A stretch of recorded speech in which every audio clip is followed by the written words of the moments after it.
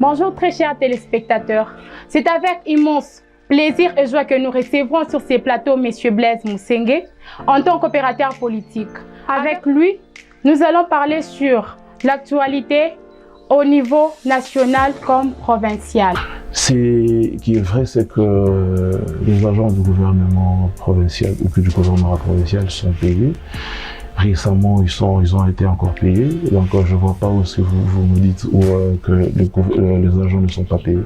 Donc, je crois que ce sont des facteurs qui veulent envenimer les choses inutiles. Mais je crois que nous sommes sur la bonne voie.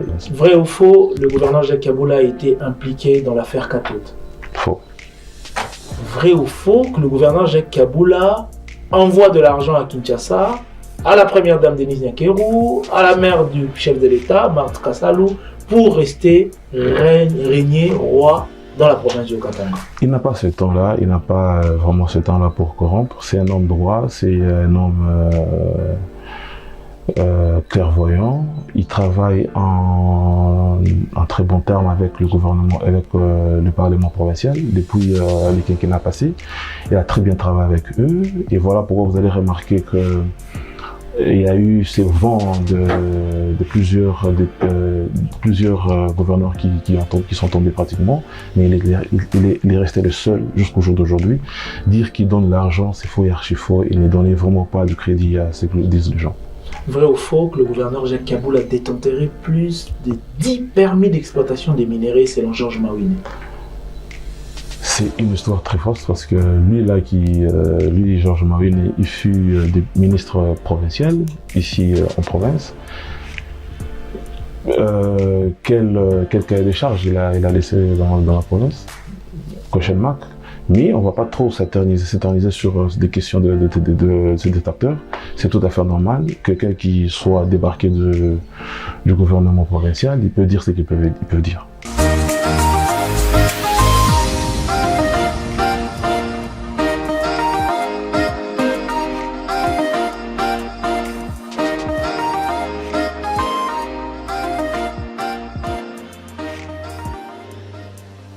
Je ne suis pas seul sur ce plateau, je suis avec Madame Esther Banza, c'est avec elle que nous allons présenter. Bonjour Madame Esther. Bonjour Monsieur Aristote. Bonjour Monsieur Blaise. Bonjour Monsieur Aristote. Une deuxième fois, c'est un honneur pour nous. Merci de nous honorer pour une deuxième fois. En tout cas, c'est à moi de vous remercier pour l'invitation que vous portez à ma juste valeur. Merci beaucoup Monsieur Blaise. Monsieur Blaise, il y a eu beaucoup de choses qui se sont passées pour l'actualité politique. Le bureau de l'Assemblée nationale est installé définitif et le gouvernement Judith Soumina, et aussi ici en province, nous allons parler sur quelques questions d'actualité politique en province. Madame Esther, on peut commencer? Monsieur Blaise, bonjour. Bonjour Madame Esther. Il y a une question qui est pertinente, qui trouble un peu la moitié de la population. Pouvons-nous avoir votre point de vue sur les bureaux définitifs de l'Assemblée nationale qui a à sa tête M. Vital Kamerhe? Merci pour la parole, madame. Il est vrai que ce n'est pas une question troublante. Déjà que je voudrais bien éclaircir sur ce point. Monsieur Vital Kamerhe, c'est un chevronné dans la matière. Ce n'est pas sa première fois. Monsieur Vital Kamerhe, c'est l'homme providentiel à ce poste au jour d'aujourd'hui, parce qu'il fallait aujourd'hui relever le niveau de l'Assemblée nationale. Il fallait remettre le débat au point culminant. Et voilà qu'au jour d'aujourd'hui, nous avons Monsieur Vital Kamerhe à la tête. Nous ne pouvons que lui donner la chance et nous pouvons espérer grand chose parce qu'aujourd'hui, c'est l'homme qu'il faut à la place qu'il faut. Merci madame. Ok. Messieurs, concernant le gouvernement de Judith Soumina, Soumina, je m'excuse. Toulouka, pouvons-nous espérer grand chose? Nous pouvons espérer grand chose parce que c'est une dame très forte avec un CV qui pèse énormément. C'est une femme de caractère, c'est une femme qui travaille durement. Ce n'est pas sa première nomination. Il fut ministre au niveau du plan. Nous voyons au niveau du plan avec le projet 145 territoires. Okay. Au jour d'aujourd'hui, elle n'est plus ministre, elle n'occupe plus ce poste, mais aujourd'hui, elle occupe la tête du gouvernement. Nous pouvons espérer grand-chose parce que ce n'est pas sa première fois fait. Voilà pourquoi le chef de l'État a fait confiance à cette dame de fer. Aujourd'hui, nous avons une femme à la tête de notre pays qui, aujourd'hui, c'est pour la toute première fois depuis le Congo, et nous pouvons espérer plus parce que le président de la République a fait confiance à Madame Judith Suminwa. Aujourd'hui, nous avons une première ministre à la tête du pays. Nous pouvons espérer grand-chose parce que le Congo a besoin de renouveau. Le Congo a besoin de souffler un nouveau vent. Voilà pourquoi le chef de l'État a fait confiance à cette dame de fer et que nous pouvons espérer grand-chose. Déjà que le pays traverse des moments un peu compliqués, mais nous avons une femme forte, une femme au grand cœur qui a une vision du chef de l'État, qui a une vision de développer ce pays, et nous ne pouvons que le faire confiance et espérer plus. Et surtout, j'appellerai la population dans son entièreté de soutenir cette dame et de soutenir le gouvernement mis en place. Monsieur Blaise, aujourd'hui, en tant qu'opérateur politique, c'est votre domaine. Si vous deviez dénicher les urgences, quelles seront les urgences, selon vous, de ces gouvernements Judith Suminwa? Bon, les urgences aujourd'hui, c'est la guerre à l'Est. Les urgences aujourd'hui, c'est le taux du dollar. Les urgences aujourd'hui, c'est connecter le Congo à lui-même, créer de routes qui peut-être n'ont jamais été asphaltées dans le temps. Et qu'au jour d'aujourd'hui, le gouvernement passé pensant que le Congo était que de grandes villes ou que le Congo était que seulement Kinshasa, alors que nous avons des territoires qui n'ont jamais connu d'asphalte, qui n'ont jamais connu de développement. Mais grâce à la politique du chef de l'État, nous avons ce projet de 145 territoires qui, au jour d'aujourd'hui, connaît des écoles jamais connues auparavant. Au jour d'aujourd'hui, ces enfants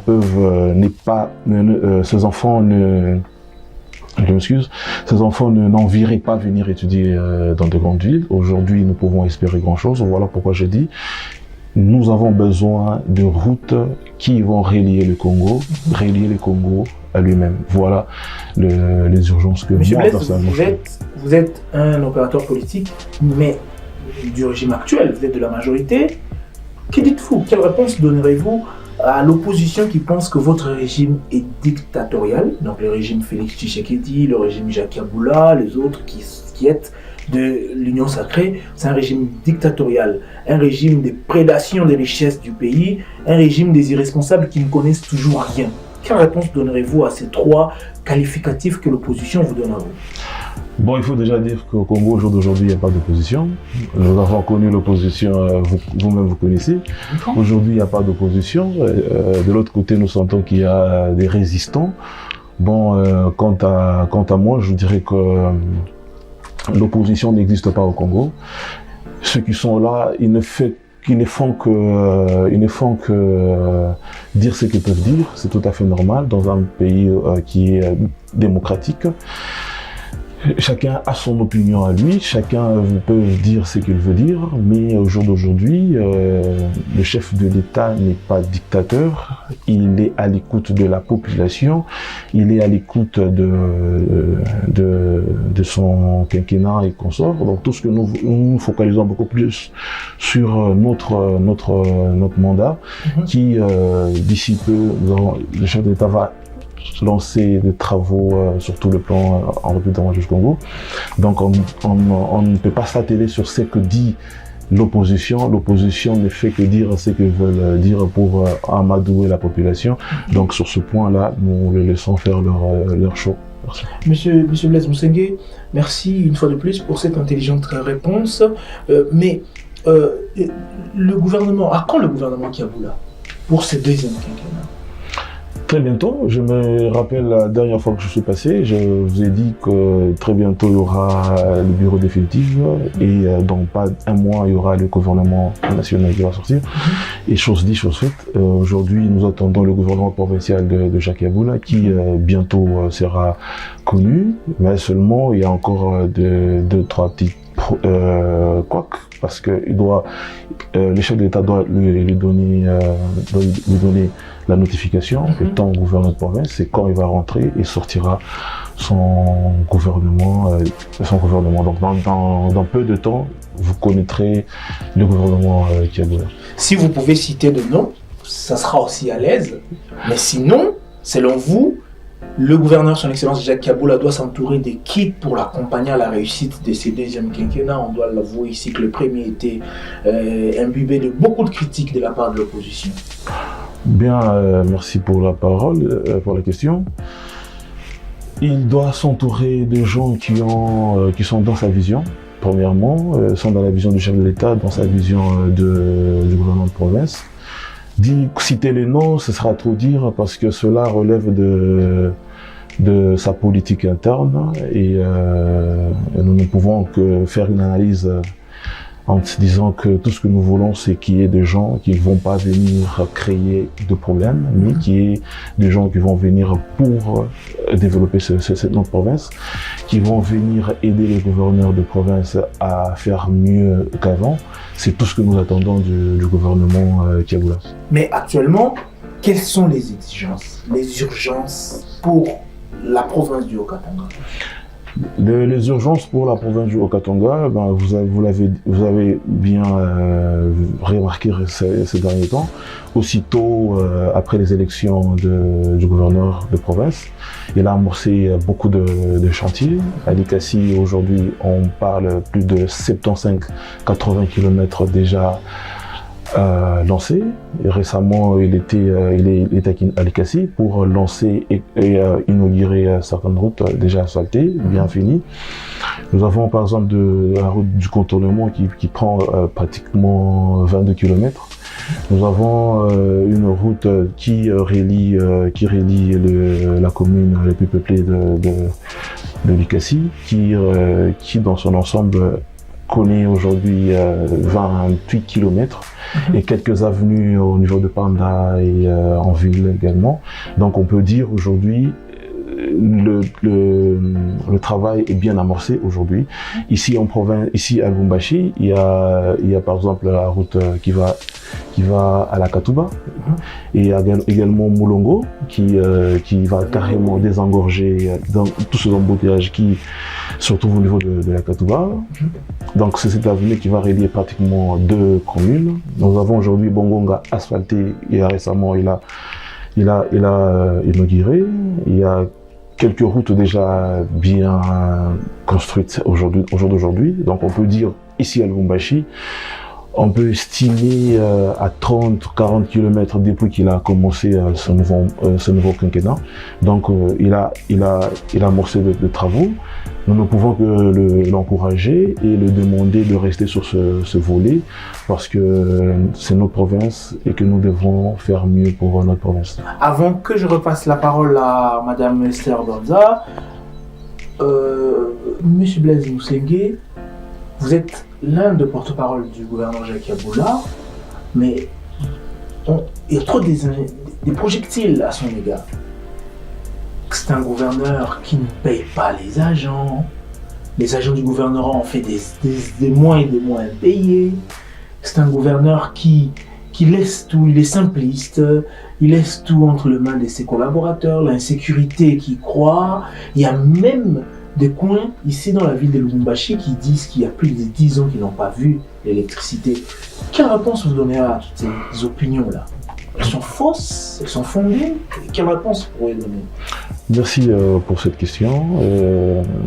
Ce qui est vrai, c'est que il faut rencontrer cet homme pour dire certaines allégations. Je vous ai dit la dernière fois que tout celui qui rencontre le gouvernement de province, tout de suite, il change sa façon de voir les choses et tout comme ça. On comprend tous ces détracteurs, c'est parce qu'au jour d'aujourd'hui, ils n'ouvrent pas de grandes portes à ces détracteurs et qu'il faut les jeter des projectiles. C'est tout à fait normal. et qu'il faut critiquer pour faire mieux.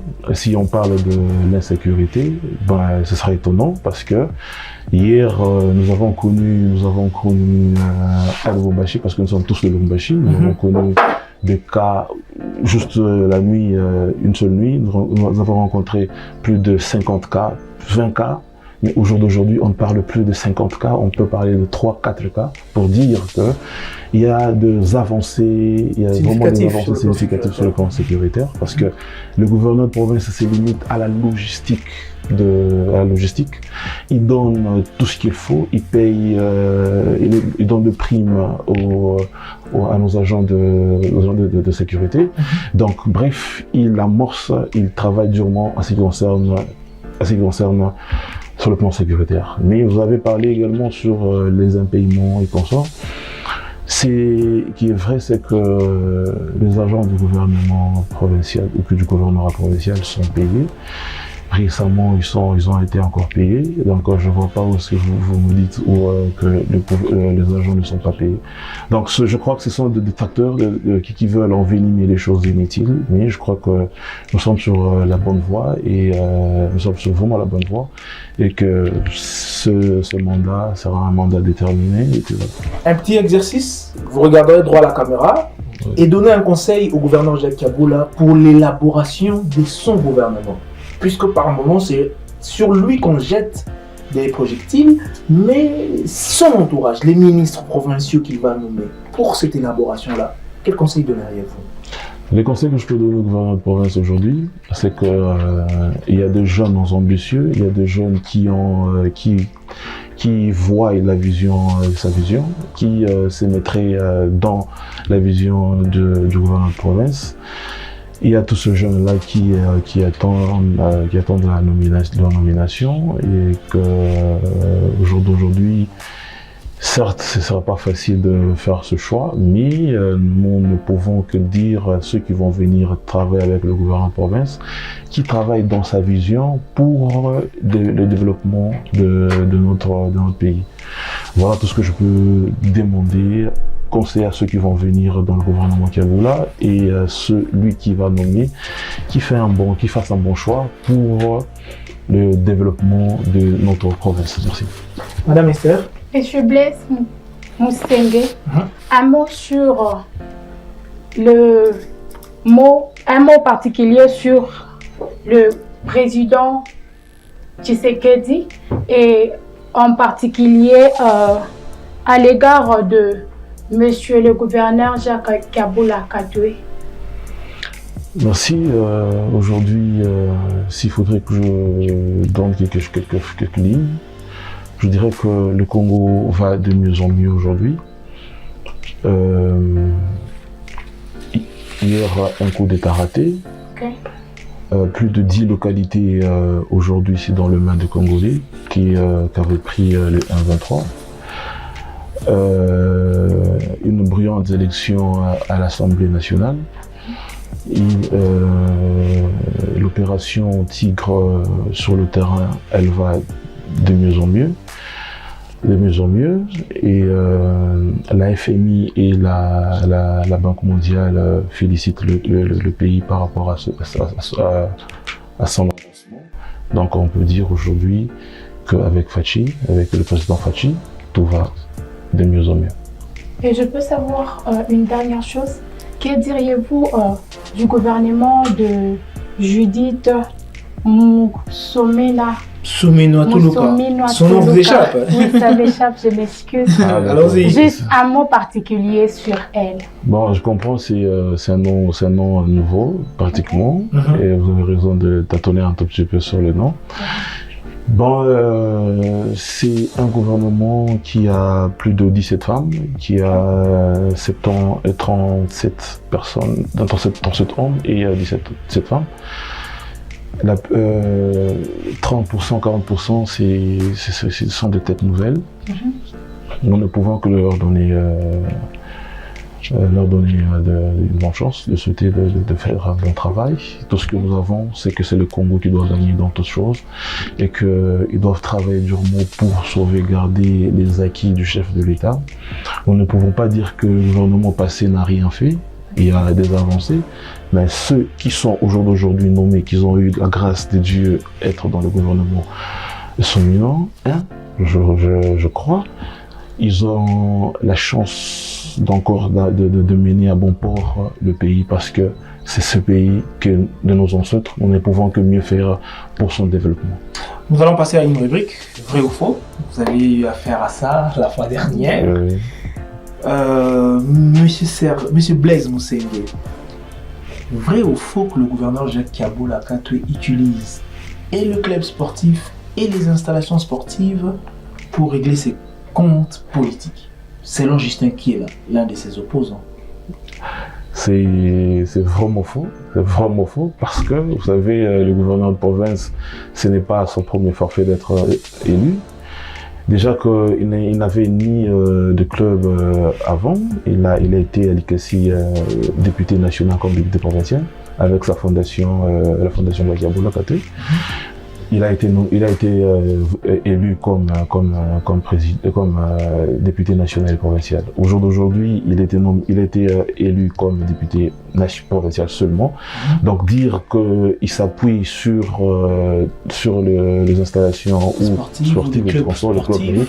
D'ailleurs, il dirait même qu'il n'est pas populaire. Il se cache derrière. C'est une chose fondée et tout consort. Moi, je ne veux pas entrer sur le débat de nom des gens, des acteurs, mais plutôt c'est tout à fait normal que les gens se fondent une idée ou s'ouvrent un peu par rapport à s'ouvrent par rapport à la population en disant que il est ou il est XY, mais c'est un homme béni des dieux, il est accepté facilement à la population.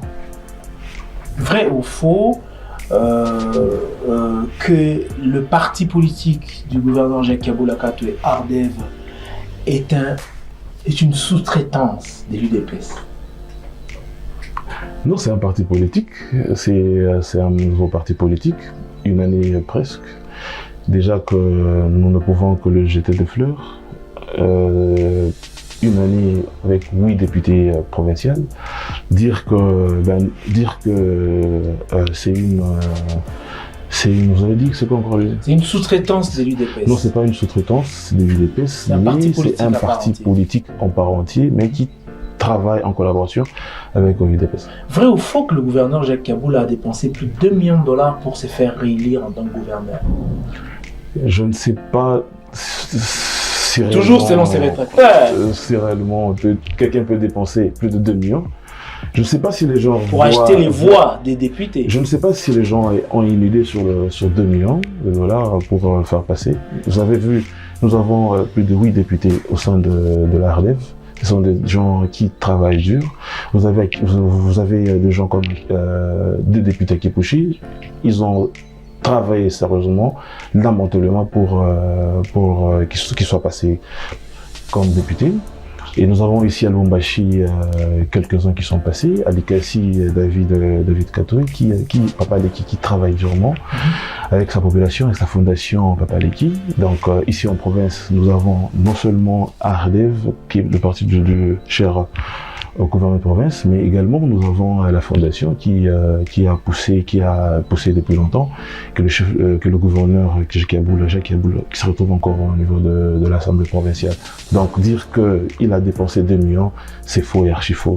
Vrai ou faux, il était déjà partant pour un ministère national à Kinshasa. Il n'avait rien à foutre de devenir gouverneur encore. C'est à la dernière minute qu'on l'a fait changer d'avis. Il a un œil particulier pour la province du Haut-Katanga. Il a encore des ambitions dans le quinquennat.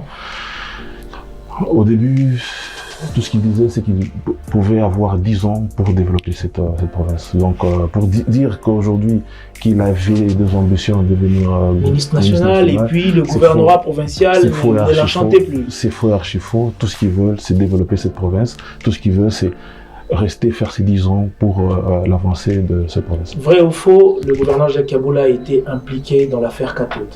Faux. Vrai ou faux que le gouverneur Jacques Kaboula envoie de l'argent à Kinshasa, à la première dame Denise Nyakeru, à la mère du chef de l'État, Marthe Kassalou, pour rester régner roi dans la province du Haut-Katanga? Il n'a pas ce temps-là, il n'a pas vraiment ce temps-là pour corrompre. C'est un homme droit, c'est un homme clairvoyant. Il travaille en très bon terme avec le gouvernement, avec le Parlement provincial depuis les quinquennats passés. Il a très bien travaillé avec eux. Et voilà pourquoi vous allez remarquer que il y a eu ces vents de plusieurs gouverneurs qui sont tombés pratiquement, mais il est resté le seul jusqu'au jour d'aujourd'hui. Dire qu'il donne l'argent, c'est faux et archi faux. Il ne donnait vraiment pas de crédit à ce que disent les gens. Vrai ou faux que le gouverneur Jacques Kaboul a détenté plus de 10 permis d'exploitation des minerais selon Georges Mawine? C'est une histoire très fausse parce que lui, Georges Mawine, il fut ministre provincial ici en province. Quel cahier des charges il a laissé dans la province? Question marque. Mais on ne va pas trop s'éterniser sur des questions de ces détracteurs. C'est tout à fait normal. Quelqu'un qui soit débarqué du gouvernement provincial, il peut dire ce qu'il peut dire. Nous allons finir cette émission. Aujourd'hui, c'en est fini pour aujourd'hui, Monsieur Blaise Mousengue. Un mot d'encouragement au gouverneur Jacques Kaboul Akatou, s'il vous était permis.